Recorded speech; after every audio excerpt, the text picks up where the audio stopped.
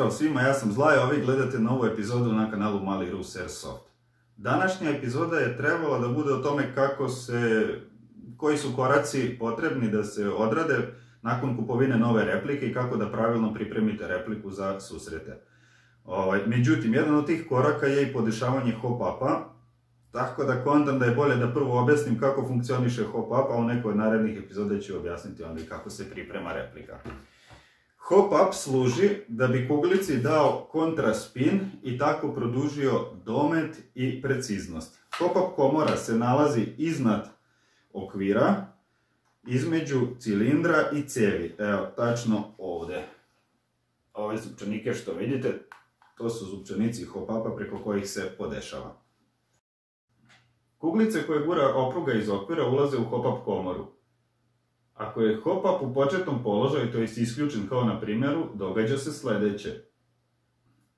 Nozla gurne prvu kuglicu u cev, a zatim kroz tu istu nozlu prođe vazduh pod pritiskom. Pošto hop-up gumica ne dodiruje kuglicu, neće joj dati rotaciju. Nakon izlaska kuglice iz cevi, ona počinje da pada pod dejstvom gravitacione sile. Pojačavanjem hop-upa preko sistema zupčanika vršimo pritisak na hop-up gumicu. Na cevi sa gornje strane imamo otvor kroz koji hop-up gumica prođe i dolazi do kontakta sa kuglicom. Kada dođe do opaljenja, kuglica prilikom prolaska ispod hop-up gumice dobija kontraspin.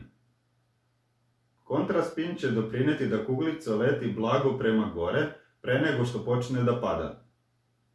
Time se značajno povećava domet. Ukoliko hop-up podesite prejako, kuglica će dobiti prejak spin i letit će prema gore. Pokušajte da podesite hop-up tako da kuglica ima blagi uzlet nakon izlaska iz cevi i da lako možete pogoditi metu koju nišanite na nekih 25 do 30 metara. Ima raznih modela, oznaka i tehnoloških rješenja hop-upa, ali manje više svi oni imaju istu funkciju. Nadam se da vam je ovo bilo zanimljivo, da ste nešto naučili. Vidimo se uskoro. Pozdrav!